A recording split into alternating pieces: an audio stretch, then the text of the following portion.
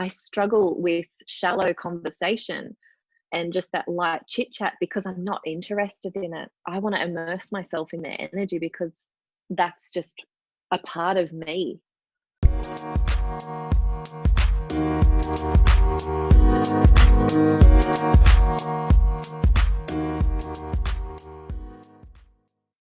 Just a warning that there are a couple of swears in this episode. Hello and welcome to this episode of the Motherhood Made Magic podcast. I am your host, Anna Cusack, and today I am speaking with the beautiful Teagan Towns. Now, Teagan is someone who has come into my life a little bit by chance, but feels like she's been there forever. She is wearing all of the hats that many of us wear: mother, daughter, wife, friend. She is also a soul medium, energy healer, spiritual guide and mentor. She channels soul frequency, and I think she'll be able to explain a little bit further what that might mean for the unaccustomed, and delivers messages of soul purpose, divine love, healing, blessings and guidance. And I have been so glad to have her guidance on my path in a time of transition in my life over the last few months. So welcome to the podcast, Teagan.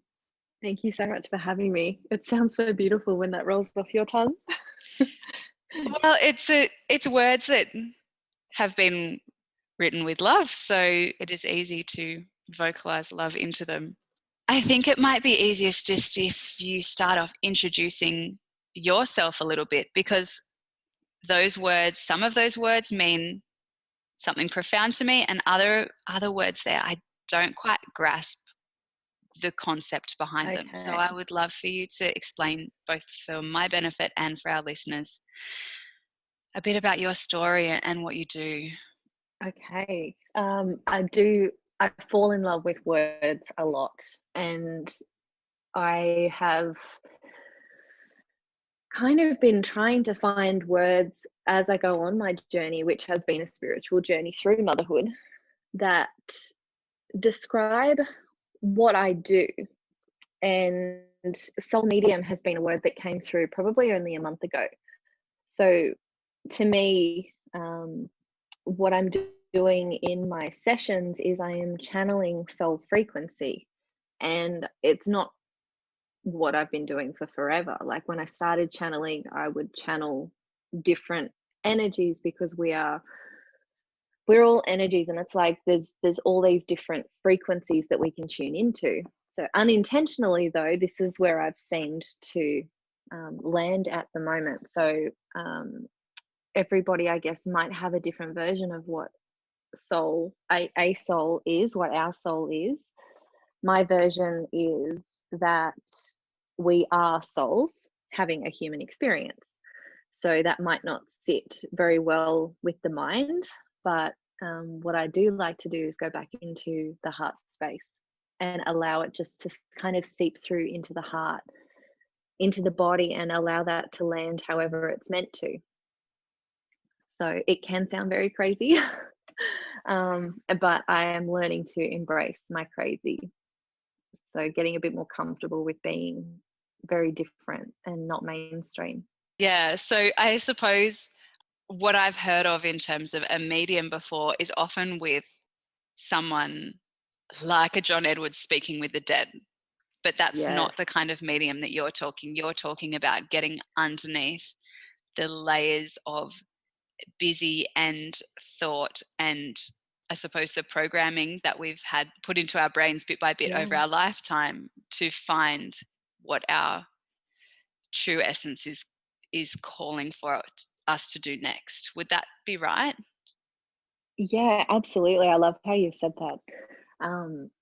So soul is who we are under the bones, under the skin, under the ego, under the emotions. It's actually, we are layered over and over. So when we start to strip back like beliefs, and I don't know if anyone's heard of shadows, but it's just like the parts that aren't us, the parts that we've rejected that make us feel disconnected from what we are at our essence. I love that you said that, because that's a word that keeps coming up for me. So the soul is, well, I've started actually calling it soul, because as I channel it through now, it's all in capital letters, and it stands for source of unconditional light, source of unconditional light. So it's like when you were saying about John Edwards and him, channeling spirits. I guess I hope this comes out right, but it's going straight to the source, going straight to source. So like almost like creation itself. And that is us, or a version of us. I don't know if I'm making that any clear at all. But it's a difficult concept to put into words, even for people like you who are in that space every day. And I think in motherhood, there's a lot of this concept of losing or finding yourself, but this also translates to our spiritual journeys as well. So I'd like to read this piece that you wrote back to you, Teagan. All this talk of soul searching and finding yourself, and you don't know how to start, and you are questioning everything, which feels amazing and heart opening. When some other days you wish you were normal because you are so fucking different, it feels uncomfortable. When you feel people are looking at you or talking about you like you're batshit nuts, I'm here to say you are. Of course you're crazy. So am I. Crazy enough to believe I can make a big impact in this world. Crazy enough to believe I connect with soul consciousness and channel messages of love, healing, and hope. Crazy enough to believe I was never meant to feel normal because I would have stayed still. Instead, I lean into the crazy because all the ones who change the world are. I'm here to reconnect you and to help you remember who the fuck you are. Are you crazy enough to come and find you? I have goosebumps. Me too.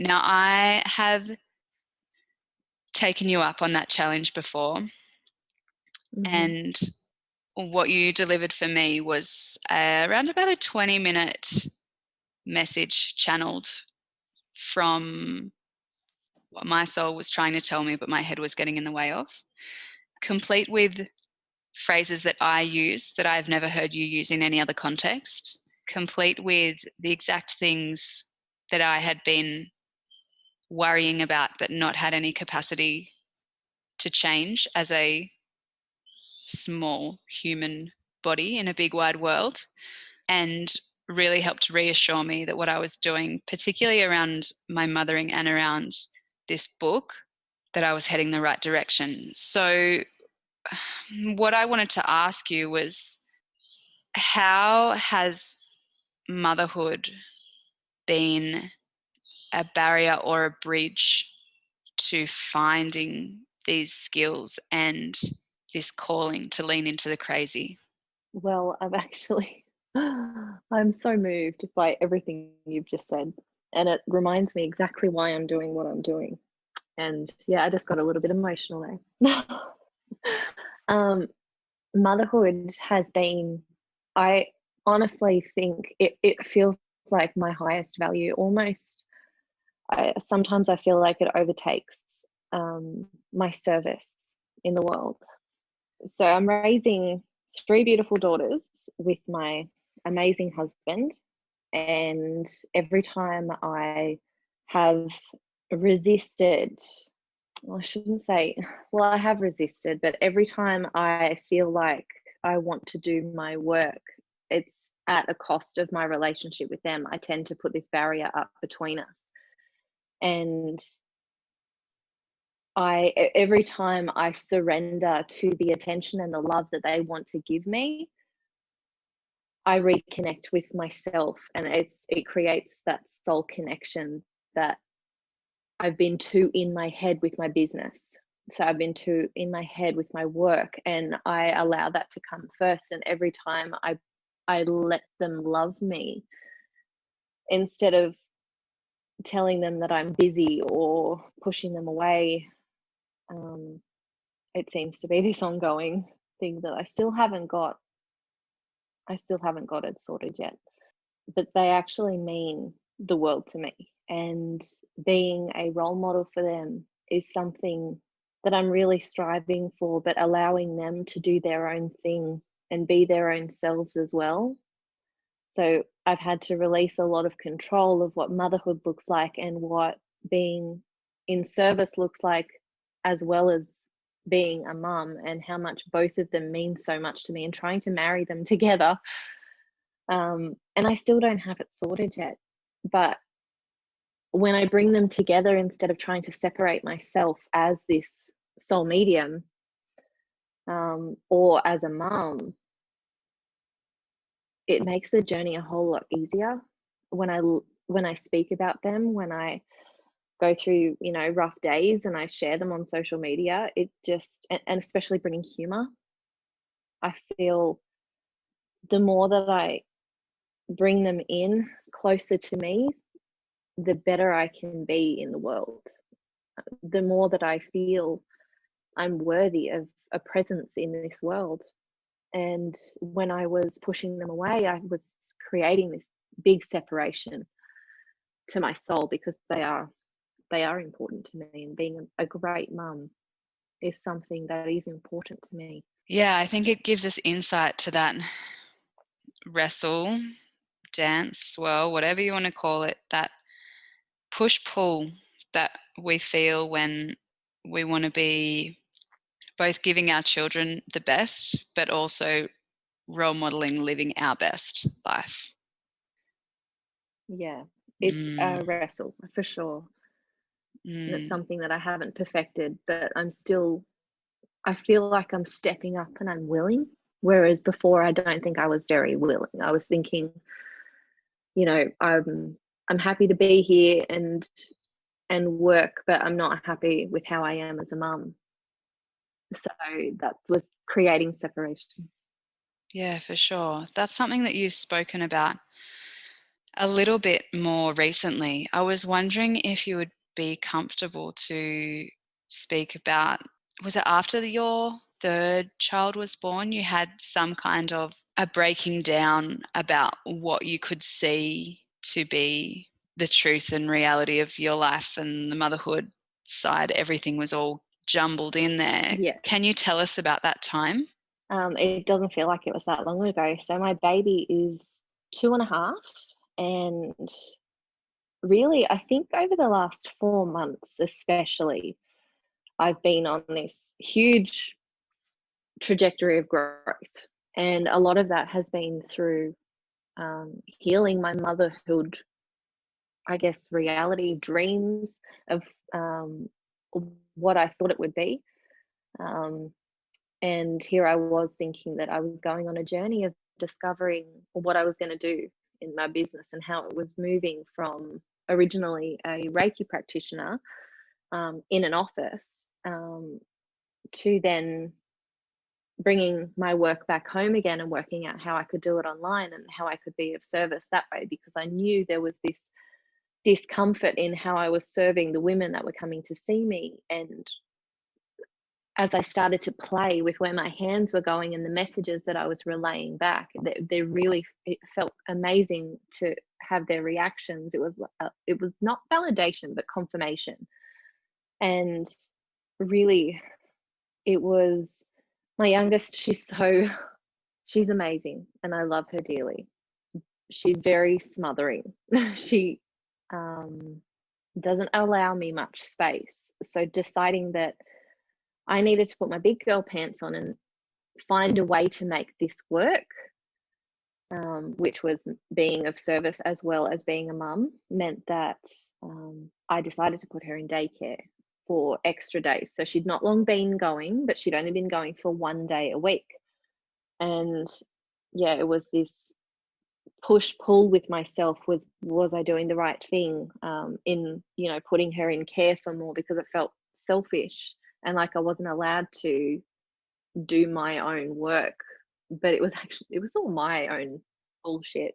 It wasn't anything that anyone expected of me. It was just, you know, that inner battle between mother and work that I often feel, but I often see it in other women as well. And it's heartbreaking to think that it's almost a default that we can't do both. Yeah, it's part of that intensive mothering kind of conditioning where we're told, not directly, but throughout our whole life, that the perfect mother, the good mother, dedicates herself to her children, and any work that she does doesn't inconvenience them or detriment them in any way, and that unless you are the one providing the care, they are automatically suffering, and all those messages that aren't true, but it sets us up to feel really challenged and troubled when we have to make those decisions that are for the good of ourselves and for our family. Exactly. And I'm learning that what is good for my family is when I've had to decide what's actually good for me. So it's me first. I've got to decide what's good for me first, which sometimes feels like a lot of pressure that I'm putting on myself to make sure I don't stuff this up, but having to be willing to make some mistakes as opposed to trying to control a perfect situation, which leads to more stress. Very much. So how does your day or week perhaps look different as this soul-led mother compared to how it was before as a brain expectations-led mother? It actually doesn't look much different. I still do. It's so funny. It's like the picture that we have in our head of how it's supposed to be and how it will be, it turns out that there's actually no difference. So it's, with me, the difference is how I feel. I mean, yes, I have appointments, like I've got online bookings and distance sessions that I record when my kids are at school and care, but really it's no different. But I feel a sense of freedom that I never had before. And I think most of the time it never looks different, but it feels like everything's changed. Does that make sense? Yeah, totally. I think I'm pretty much in a similar spot to you, perhaps even a similar spot to where you were earlier. So my daughter is in formal care 1 day a week, and I'm thinking, how can we ramp this up to be the best dynamic that we can all have? So I love hearing you speak about that. So one thing that you said to me, or that my soul said to me via you perhaps, was it is the soul seekers who are lost in motherhood. What I would love to hear from you is, where does your soul tell you it is leading you to not be lost, to find its own path, should you choose to accept what it has to say and go down whatever direction it asks of you? That feels big. I know, I put you on the spot with that one. Yeah. I don't often share what my soul has guided me to do, what I am doing in my own time. So my soul has advised me and is guiding me on a journey to lead a revolution of love, to guide mostly women. It feels like women back home to themselves, and the trajectory that I am on is to be a spiritual leader in the world. And that honestly still kind of freaks me out, because I think of the current spiritual leaders and I guess everything that they have achieved, and to think of myself in a small pond. And I know I try not to judge, especially as I am the one that channels, I am a one that channels these messages of such power and homecoming and remembrance. But it's so interesting that, here I am and I have a big journey ahead for myself as well, and scares the shit out of me. Yeah, same, hey. I actually had this realization yesterday that my daughter and my mum and I were reading this beautiful book, and it followed a theme that quite a few of our books do. And it starts off with the little pony and she desperately wants to be a unicorn, and XYZ happens and suddenly she's a unicorn and she's famous and everybody wants a piece of her, and eventually she realizes that she's actually quite lonely in her success and she gives it all away so that she can just go home to be with her friend by their favorite tree. And I think it's almost as insidious as this picture of what perfect motherhood looks like, is that success equals isolation, and if people know you, you are automatically disconnected from the people closest to you. And if you're out to make an impact in the world, and that includes becoming almost a household name, then your family is going to suffer, and the love that you have is going to suffer as a result. And it's no wonder that we're scared when we're told, not told, but when we come to realize that we are infinite potential. It's freaky. It is. It feels like I instantly put that pressure on myself and that I have to choose. And it goes back to that, mother or to be in service. So I'm learning as I go to try and bring them both together, because I don't have to choose between my family or to be in service. I can do both. So I love that story. That book is so beautiful. But it is like, I've been lonely before with, postnatal depression. I've had that inner loneliness and disconnection, but it brought me where I am. Like, it woke me up, because I asked when I was feeling all hopeless, there has to be more than this. And it was when I began to answer my own questions, that was when I began to tap into my intuition, and that, that innate part of me that existed, that I had hoped existed, and it allowed me to reconnect. But it's that loneliness of feeling like I don't want to be lonely again. So not allowing that. We can put up some blocks around our own success, our own path, because of that fear. So yeah.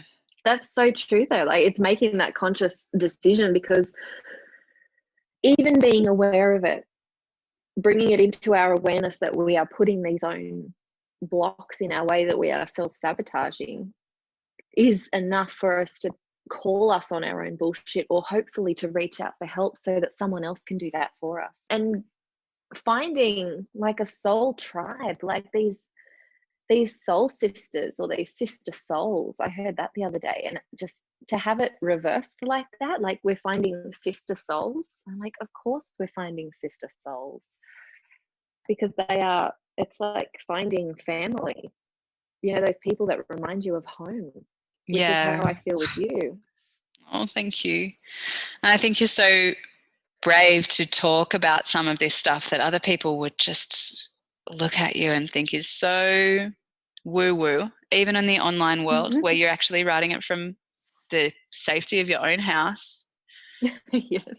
I suppose that's where this podcast is heading, that both of us are really going out on a limb and being little magnets to call in the people who feel like they're the other end of the magnet, being drawn into these conversations where you don't have to fluff around saying, I don't know, when you meet someone at the park and they just, like, as lovely as it can be to have the interaction around, like, oh, and how old's your child? Oh, I can't get him to eat anything. I don't even know. Like, what inane conversations do you have at school pickup where you're like, I love having this social time, but I also just want to skip all this and go deep. I know. I actually am a really awkward chatter, because I love to go deep. Take me into the rabbit hole. I want to talk to women about themselves, not necessarily their children and what their children are eating. And I don't want it to sound like I'm not honoring the child, but because I am drawn to work with these women, especially mothers, it is, I want to know how they are. I want to know what they want to do. I want to know what their dreams are. I want to know what they're struggling with. I struggle with shallow conversation, and just that light chit chat, because I'm not interested in it. I want to immerse myself in their energy because that's just a part of me. And it's something that I've actually been exploring in relation to the concept of using our children. This isn't going to sound right, but using our children as an emotional shield. And I wrote an article about this on Elephant Journal that was speaking about how it can be so comforting to be introduced at times as someone's mum. Yeah, I'm someone's mum, rather than, hi, this is Anna. She's out to revolutionize motherhood, and she's an author, and she's this and she's that, because you don't want to big note yourself, or you don't want to invite people into that backstage workings of your life and your dreams from the outset. And so it can be a case of that we both speak about what our children are doing, because neither of it, we're sort of testing the waters to see if we're comfortable to bring ourselves into that. But we don't have time as mums. Our kids run in different directions, or like we've got to get them to netball training or something like that, and we don't get to that next step, and it just leaves everything feeling too surface level for me. And yeah, I've got 3, and I struggle to take them to the park because they all go in different directions. It has to be a small park, otherwise I'm not enjoying it, which means I'm panicking. And it has to be for me as well as for their safety that we go to a park where I know if they go in different directions, it's still where I can see them all, but safe enough that they're not going to go on the road. I'm in a bigger town than you, and so we do have a few large parks that are totally fenced, and I can just feel how much calmer I am in those spaces than the big open ones. Yeah, and so it's honoring, like, maybe me putting a bit more thought into it. So where can we go so that they have a good time? Because I fall in love with my children when I watch them play and have fun and interact with other people. So when they make their own friends, I'm an observer, so I love watching them and how they are their own little people. And if I'm having a tough day at home, then I would much rather, if I can, sometimes it's harder to get out of the house than it is to stay here, but to get out of the house and have that fresh air and watch them play and have fun and laughing and squealing, it's magic. And I light up when I watch them in their optimal environment too. So trying to work out what's best for both of us. That they're learning and processing and all those things through play. Yeah. I think we might leave this one here, Teagan. Is there anything that you have coursing through you just now that you would like to share? And where can we find you to follow along with your message to the world, or perhaps get our own personalized piece of inner insight? Absolutely. Well, you can find me on Facebook. I am on Instagram, but mostly it's just to bring you back to Facebook. So I am Teagan Towns. That is my business page. So it's pretty easy to find me. I have my offerings on my main page on Facebook. So you can come and find me there. And hopefully, if you are drawn to my words, they are not actually mine. They are a mirrored reflection of your own soul medicine that is trying to awaken you to the reality of who you are and what you're here to do and how you're here to impact the world. So I think that's just a beautiful message for remembrance. So if you are drawn to my energy, that's where you can find me, over on Facebook. And if you are drawn to my offerings, then you can message me or have a look on my pinned post. Thank you so much for your beautiful energy and time that you've brought to this conversation today, Teagan. Thank you so much. And I will drop all of your links into the show notes of this episode so that you can contact Teagan directly. See you, Teagan. Bye. I hope you loved listening to this episode as much as I loved recording it. If you want to find out more about what I do, you can head to my website, www.annacusack.com.au. Find my book, Mama, You're Not Broken, Unmasking the Unspoken Emotions of Modern Motherhood, on Amazon. Find me on Facebook at annacusack, Complete Mama Support, or follow me on Instagram at annacusack postpartum. Please remember to hit subscribe on this podcast and give it a 5-star rating if you feel called. See you next time.